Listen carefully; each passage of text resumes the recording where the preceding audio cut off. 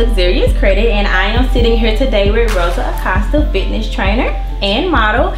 And I was so inspired by you. So as I stated, the Worth Investment project for me was to get people that inspire me the most, that can inspire other people to talk about the elephant in the room, such as their credit and things to that nature. So I know that fitness is your thing, and also that you are a ballerina, but I wanted to talk to you because I'm just really big on your fitness, and I wanted you to just pretty much talk about something that no one really talks about, and that is credit and finances. So for the most part, it seems like fitness is a lifestyle. We got that down. It's something that is very hard to do, but once you get it, you got it, and you're accustomed to doing it every day. But the difference between it about credit is it's like the elephant in the room. People are embarrassed about it. They don't want to talk about it. So I was really shocked when I emailed you and you was like, oh, I would love to do it. So I was like, oh, okay, great. Because there are some people that I do ask and they don't want to talk about it because, again, you know, credit is so embarrassing. And I wouldn't say too much embarrassing. I would just say it's something that no one really wants to talk about because you would feel...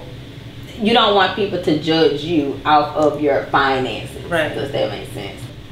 How old were you when you were first taught about credit and finances? Well, I moved here when I was 22 from Dominican Republic. And so in Dominican Republic, there's no such a thing as credit. So we don't have that. Yes, we don't. There's no social security. There's a lot of things that we don't have there. And so once I got here, my mom definitely explained me that, you know, that was something really important. And although, like you said, I, for a long time, was just managing my finances on like a cash level, you know. I didn't want to have a credit card because I didn't want to get in trouble. Although I have a lot of control of my finances. I'm kind of frugal with my money. And, but, you know, I didn't want to get in trouble. I didn't want the opportunity to be there. And so for a lot of years, I didn't have a credit card. I used to just pay everything cash until I realized that I needed to build my credit. And so... And then at what point did you realize that you needed to build your credit? Did you try to apply for something, or it was just something that you knew you needed to do but just hadn't done it? Well, when I started thinking about I wanted to buy a house, this is when it really hit me that it didn't matter that I made money cash and things like this. Like they, you know, it wasn't. It made me understand a little bit more of like true wealth and not just having access to money. We all can make money, absolutely, but who can do great investments, and which one of us can actually save some of the money? I mean, I know people that make a lot more money than me and can save a penny. So for me, it was, you know, those kind of like life experiences as to, you know, I want to buy a house, or I wanted to start my business, and just little things like this where I wanted to have a credit line for my business and stuff like this. And so that's when I started just like thinking about life is bigger than having money in your pocket. Would you say that when you have good credit, you also have better financial habits as far as paying your bills on time, making sure that you're saving money? I feel like it's a responsibility. Like whenever I get another bill, or I decide that I want to, you know, have something else in my life that is I'm gonna have to pay for it like monthly or whatever, whether it's something as small as cable or light and stuff like this, because a little $50 like bill that you don't pay can just totally ruin your credit. And it have happened to me that I have moved many times, and in those times, one of those last bills I never got, and then months later I received this notice, and I'm just like, what is this? I thought I paid it. So I have like that happened to me before. And I also had, I work with somebody that was stealing from me, and gave me a lot of like checks that didn't have any funds. So I had to deal with like little things like this. But for the most part, I will say that I've been really responsible, and that doesn't mean that things can happen to you. I mean, I consider myself like really responsible and good with my money, and I think I have, you know, that under control, and still I had these situations that were out of my hands. So I feel like that's why it's so important to like stay on it, like every month. You know, you never know. There's little things that, you know, it might be a mistake in their part. It might just, you know, it doesn't necessarily have to do with you or you making a mistake. It can be somebody else's mistake. You know, you never know when somebody's like stealing your identity. Just little things like this. And so I'm a little, not obsessed, but I do take that very seriously, because I already had like these experiences where things that were out of my sight and out of my hands happened to me, and I can't really tell people, well, it wasn't my fault, or you know, I didn't write myself a check with no funds. Somebody else did that, but yet they don't, you know, care about that. Right, exactly. So, you know, I think it's really important for people to, especially when you're thinking about like building true wealth, and not like the kind of stuff that you can post on Instagram, but like the stuff that goes like beyond that. Exactly, and what's going to actually last, and what you can make a profit back off of. One thing I'm learning now is to extend my credit to where I'm able to make money off of my credit. And people have been doing that for years, especially with houses, as far as, you know, getting equity or stocks, or, you know, getting loans against their money market accounts. That was something that is big to me now, but then I never would have imagined that.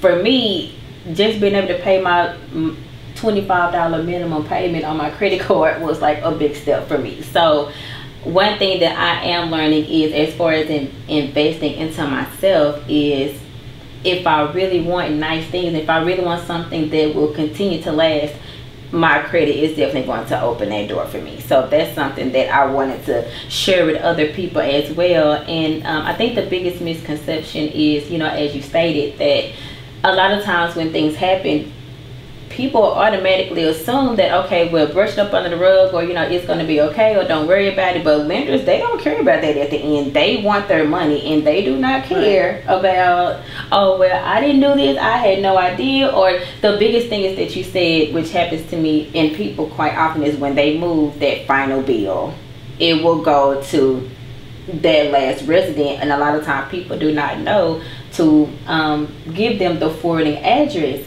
And I see that go on people's credit reports a lot, that last bill. And a lot of times it gets sold to a collection agency, and then that also gets added. So it's like a double whammy. So again, I do feel that we also have to be more responsible with making sure, okay, hey, you know, I know we have a busy life, but where did that last bill go? Because I don't want that getting on my credit. Because it can be one small minor thing that can literally destroy your credit report, and can take up to 12 months, you know, to recover. But my other question for you is, so as far as you and your friends, is credit and finances something that you guys can comfortably talk about, or is it something that's, you know, a tad taboo? Well, with my immediate friends, some of my friends, you know, have lost houses. Some of my friends don't have credit at all. Some of my friends have just moved, you know, from another country to here, and so they might not have built anything yet, just like I was a couple of years ago. But yeah, we do talk about it comfortably, and we do try to help each other. I actually have recommended your services to one of my friends. Thank you. Yeah, she had a house on foreclosure, and so right now she does make a lot of money. Her business is pretty good. It's rolling. She still can't get a credit card. Not even one of those like prepaid ones, or you the secure ones. No, they do a credit check now. And back in the day, they did not care. They not would even throw that. you for your secure credit card. Yeah, so she's kind of like exploring her options, because, of course, not only for herself and but for her business. You know, she might not need anything like to, you know, vacation or anything like this, but maybe she needs that big investment for the next step in her business, and she can't take it. Nobody will give it to her because these certain things in her credit. Right. And it's crazy because she just try to show people sometimes like her bank statements and just look how much money I'm making. Yeah, they do not I can care. totally pay you, and they're just like, no. They don't care. What do you think that we could do, or you yourself could do, to engage people about the importance of credit, just as it is a lifestyle as opposed to fitness and health? Well, you know, I think that I believe in balance in everything I do in my life. And so I love fitness, but at the same time, I'm not the type of person that will go totally to the extreme, or I'm gonna isolate myself from my friends because I have to be at the gym, and I'm not gonna have a life because gym is more important and stuff like that. You know, so the same thing with finances. Of course, I want to live my life. I want to enjoy nice things, and I want to travel, and I want to help my family, and I want to, you know, enjoy life. But, you know, I have to remind myself that, you know, I have to live within my means. And just always think about, I kind of like live with the what if. A lot of people don't do this. I do. I do. I don't have any kids, but I do take care of my mom, and like I do help my family in Dominican Republic. And so every time I am feeling like I want to splurge or I want to buy something, I always think, what if my mom needs the money tomorrow and then I don't have it? So I always make sure that there's something, the what if money is somewhere, and then what I'm gonna spend is just, you know. So do you ever splurge? Sometimes, and I'm also, maybe not so much for me, but I tend to like be really nice to other people. So like friends' birthdays, my mom's birthday, then I go all in. For me, I'm just like, I think also there's a responsibility with some of the people that a lot of us look up to, because sometimes the way they present wealth and money, and it's wrong. It's a little, so we are all thinking that we should do certain things to get, you know, be like them, but they really don't explain you like things like you about credit and like you know, having healthy, you know, finances and stuff like that. So I think there's also a responsibility with the people that I totally agree. Seem to have it, you know, together. I think sometimes they, the way they show the, you know, things, it's wrong, and so people don't know where all this stuff is coming from. You know. Yeah. Or I don't do these things. I'm not good bragging. So I brag my abs. That's what I show. As comfortable as me and you sat up here and talked about credit in our own stories, I want everyone else to be able to talk about it as well. And I think one of the biggest things for me is, I don't care how you do it. You know, if you choose to pay me for the services, or if you choose to do it yourself, that's why I provide, you know, your tips on how to do it yourself. Just get it done. And I think for me, because, you know, having my credit in track and having my finances in order has literally paved the way for me to do so many things, and for so many people around me to do those things. I just want everyone to experience that. So again, I thank you. No, and I think we should just encourage people to either like follow you on Instagram and check all the tips, or like contact you, or, you know, there's I can't really vouch for like a lot of the people that do what you do, but you know, just ask around, like ask a question, like you say, you know, sometimes you need to ask, and just ask your parents. They probably know a little bit more than you, and ask some of your friends that, do you have a mentor, you know, ask them a about financial mentor really helps. You know, you might have no idea what's going on with your credit right now, and you know, I'm here talking, and although, like I say, I consider myself very responsible, but that doesn't mean that my credit is the best ever. I had some situations where I have certain things in my credit that weren't really in my hands, but it still can happen. And even if it was in your hands, even if you had a rough time, it's okay to talk about it, but more than that, it's okay to just go do something about it, you know? Like, I agree. So I totally agree. Thank you so much for being comfortable enough to answer all of my questions. for sure. And again, via social media, where can my supporters find you at? Instagram, pretty much everything is at Rosa Accosta. Okay. ROSAACOSTA.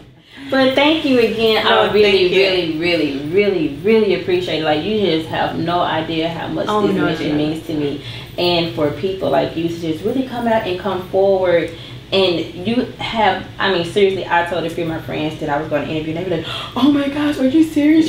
Like, you're going to touch her? Yes, I'm touching her hand right now. But anyway, so I really appreciate it so much for coming out. Thank you. Thank you for inviting me. All right, until next time, bye.